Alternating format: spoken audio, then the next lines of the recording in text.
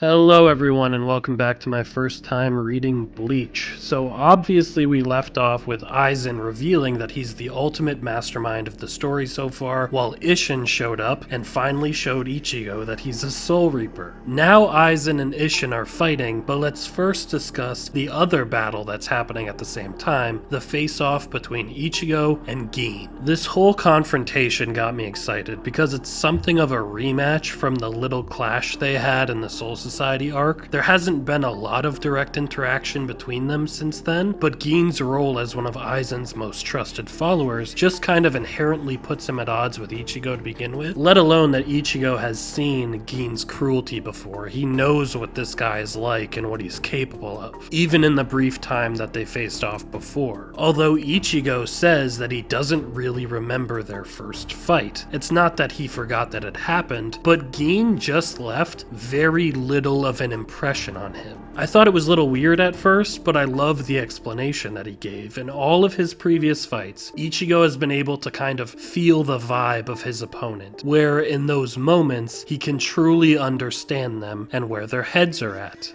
G Gundam used to play around with this idea of true communication between warriors can only really be achieved through fists. So there's my obligatory occasional shout out to the most beautifully ridiculous Gundam since this reminded me of it. Yeah, anyway, it's an interesting kind of idea that in the middle of combat, Ichigo can inherently sense why that person is fighting and what they feel toward him, but with Gin, it apparently wasn't like that. He couldn't figure out what Gin was thinking. He could tell that he wasn't focused on him, not really, and raised a very interesting question. What was Gin focused on then? What was he really looking at or thinking about? It's a really interesting observation, and I think the reaction here is worth noting. When Ichigo brings this up, Kubo devotes a panel for Gin to just stare silently. It's only a small beat, a very intentional and very temporary moment that Kubo went out of his way to show us. And then nothing comes of it, so that panel stands out even more for me because Gin quickly kind of sidesteps that conversation. We don't learn why that was, why he seemed like he wasn't focused on Ichigo. I could theorize, like maybe he was more focused on like the whole plan he was enacting during that period with Aizen, to worry too much about fighting Ichigo, but yeah, it is interesting. It's an interesting little moment that caught my attention. But Gin in general has kind of been interesting this whole arc, in that he's barely been a factor whatsoever when you really think about it, after being so blatantly villainous in the Soul Society arc, to the point that he was used to distract from Aizen being the actual major antagonist. He's been relatively subdued and quiet since he was revealed to just be one of Aizen's followers. Yeah, he's still smirking creepily all the time, but he's mostly just been an observer, staying out of the way and just watching, until now, when he finally fights. Gin unleashes his Bankai, which is a very heightened version of his Shikai. We've seen him extend the blade of his sword before, but apparently his Bankai can extend to 8 miles, which is crazy to really think about, but Kubo does a great job of portraying the scale of the destruction that something like that would cause. Imagine if they hadn't cleared out the city and replaced it with a fake one. The lives lost and the property damage alone would be massive. He just cuts through a skyline with a wave of his sword. It's crazy. And I really love that the blade can apparently retract like so quickly that it's like instantaneous. It would have been pretty kind of silly if Gin had to wait for his blade to pull itself back in. Like that would be a ridiculously easy opening to exploit, but the blade coming back immediately gives it a whole new level of threat and unpredictability. It's much more maneuverable and scary than I originally thought it would be. Really, the technique for this Bankai feels like a snake lunging and recoiling to attack its prey. It's just very fitting thematically for Gin. It's great. It's a great Bankai. And I love how even with this, Ichigo is holding his own against him, which surprises Gin a few times. But Gin using his Bankai at all is a little surprising after Tozen just completely wrote his off and dismissed his own Bankai in favor of putting on his Hollow Mask. But Gin noticeably doesn't go down that same route. He doesn't holify, at least so far with what I've read, which is a little disappointing because I was really hoping he would, so I could see whatever design he'd have, but Aizen didn't, so maybe Gin won't either. Oh well, Tozen's was cool looking. At least there's that. But who knows, maybe he'll put on a mask soon. More on Gin in a bit. For now, let's jump to Aizen and Isshin. It's really fun to see Isshin fight because we haven't really been given too concrete of a gauge of his power since we only ever saw him fight once before. And by fight, I mean when he instantly slaughtered my beloved anglerfish hamster. I still miss you. So it's cool to see him actually throw down. Yes, he has what looks like part of a captain's robe on as part of his outfit. Obviously he's strong, but seeing him go toe-to-toe with Aizen is awesome. As just kind of part of my hunger for learning Isshin's backstory, I am so curious about his history with Aizen. We didn't see Isshin in Turn Back the Pendulum, or any other Soul Society flashbacks. So when exactly did he leave in relation to everything else? Did he know Aizen well back then? And Aizen claims that he's been watching Ichigo since he was born, so was that literal? Was Aizen present for that? What's the history there? There's just so many questions, and not getting answers just yet is practically a targeted attack on me at this point, and Kubo is torturing me because he knows I want this backstory so much. I just want to know. It's killing me. It's killing me. Anyway, Aizen is reaching his limit, which sounds great at first, but then he clarified that he's reaching his limit as a Soul Reaper, and intends to break through that limit. I've talked before about Aizen no longer really thinking of himself as a Soul Reaper and that he aspires to be something beyond that, and the Hogyaku fused to his body is apparently replacing his soul, and he believes that the Hogyaku itself is finally starting to understand who he is, because it turns out that the Hogyaku has a mind of its own, and the real power it possesses is to help grant people their heart's desires, even ones that they are unconsciously making, which is crazy because we were led to believe that the Hogyaku could mess with the barriers between like Hollows and Soul Reapers, could help Hollows become Arankars, and that's what we were led to believe. But it turns out the Hogyaku's power helps the people in proximity to it achieve what they want. It helps make it possible. So it turns out that the Hogyaku, according to Aizen, is a catalyst for so many of the narrative developments that have happened, like throughout the whole series. Apparently even things like Chad and Orihime gaining powers was because of the Hogyaku, because above all else they wanted to stop feeling powerless against the supernatural things around them. We've never really gotten an explanation for where their abilities come from, so this is a pretty big revelation, and it's pretty fascinating, because before it seemed to be implied that their proximity to Ichigo might be what unlocked their spiritual awareness, or maybe the fact that their town is like a hub for the supernatural events. But it was apparently their proximity to Rukia when the Hogyaku was inside of her that gave them their powers. So I assume the Hogyaku is also what caused the increase in spiritual awareness for someone like Tatsuki, who was also feeling helpless and confused by the things she was being left out of. It's crazy, and I feel like this isn't really made to be a big deal, but if this is the explanation, that's crazy.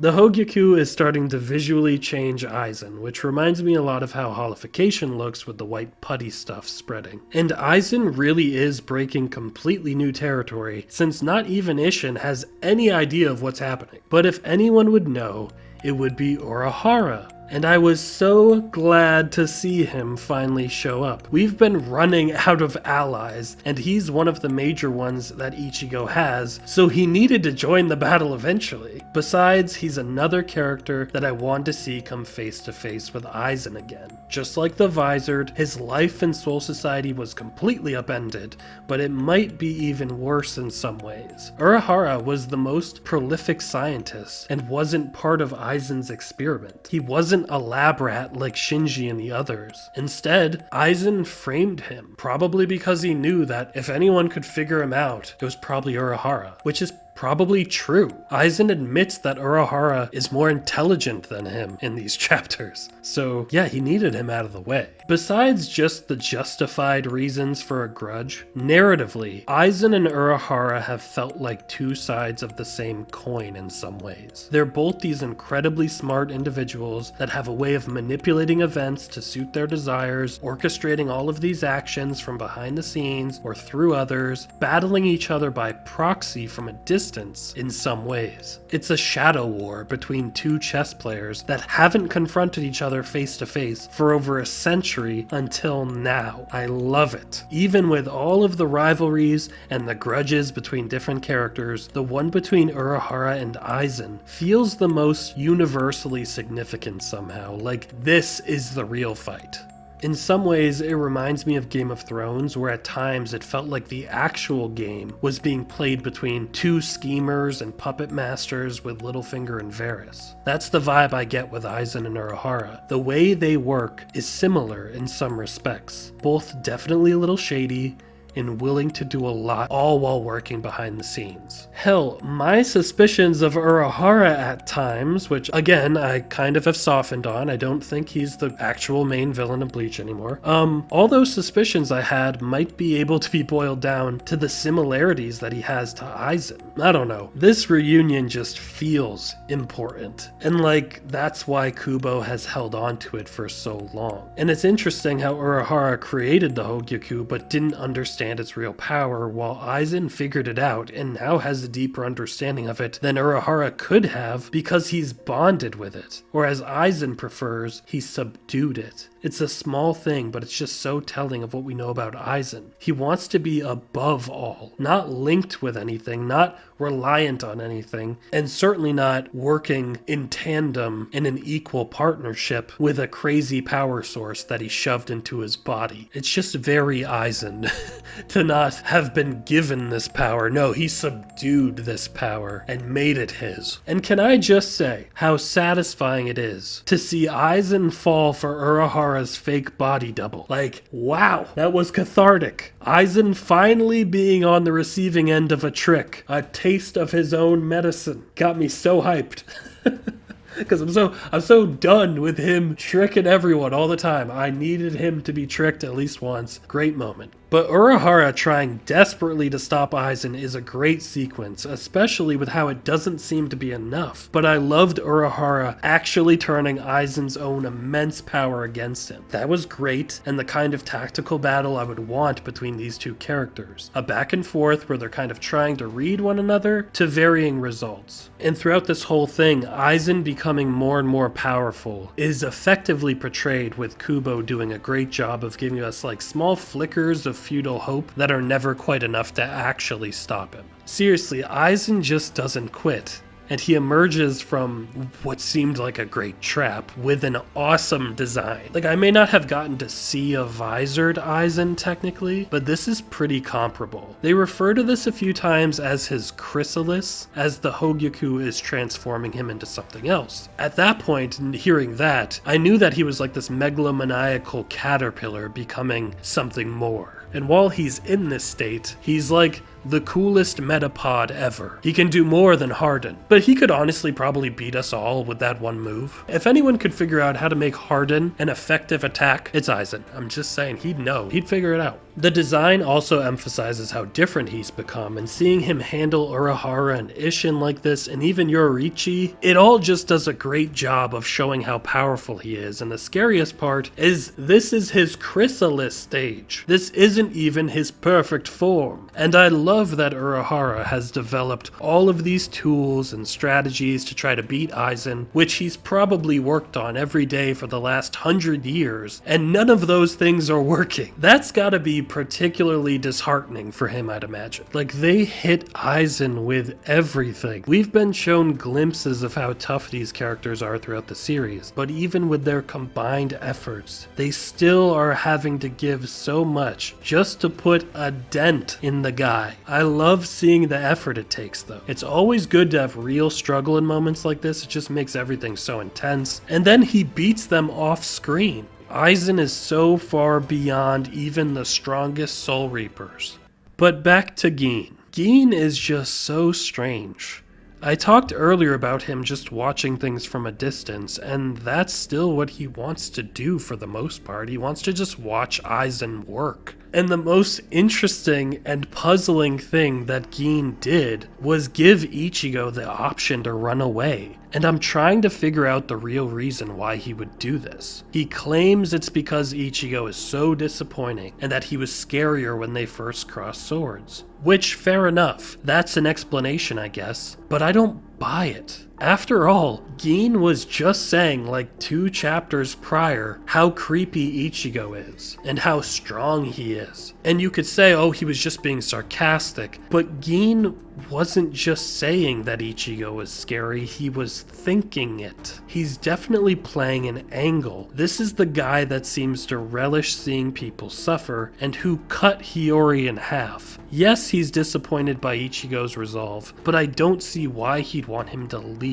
Especially now that we know how important Ichigo has apparently been to Aizen the whole time. Like, I guess Gin could just want Ichigo to suffer for a long time with survivor's guilt for his failures, but this whole exchange stands out to me. Mainly because Gin hides it from Aizen. Or maybe he really was just testing Ichigo, but once again, Kubo makes sure to devote a quick little panel to a Gin pause before he speaks. This is key for me. It's like visually signaling that Gin always thinks before he answers. He's careful. I don't think this was a test. Gin actually wanted Ichigo to leave. We know that he isn't entirely heartless, or at least he wasn't always because of his past with Rangiku. But I guess that all could have been a lie, but when we saw him as a kid with her, he was helpful, he seemed kind, and the way she talks about him and thinks about him now, that's how she knows him. But he was taking out people for Aizen only shortly after that, so I don't know. I need more, but I thought this whole little section was definitely weird. Like, what's your deal, Gin? Aizen's design after coming out of his chrysalis is pretty cool. It's honestly a little more visually tame than what I was expecting with the way they were talking about what was inside the chrysalis, but I like what's happening with his eyes, and that new long hair is glorious. And now that he's like complete in his transformation, I can't imagine how powerful he is now.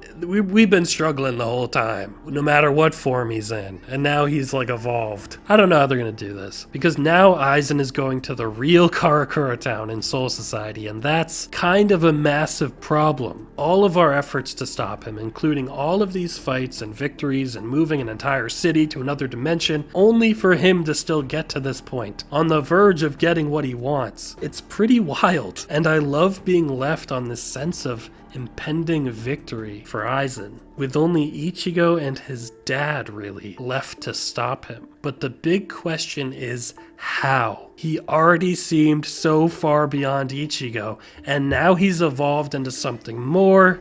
I don't know. But Ichigo and Isshin are gonna chase after him, and I really don't know how they even hope to stop him, but we'll see. That's it for this video, guys. Thank you so much for watching. If you want to help the channel a little extra, please become a member. Otherwise, please comment, like, subscribe, and I'll see you next time as we head back to Soul Society and try to stop Aizen. Hopefully Isshin doesn't die before he reveals his backstory. That's what I need. At least tell us your backstory, Isshin, before you sacrifice yourself, please. Anyway, take care. Bye.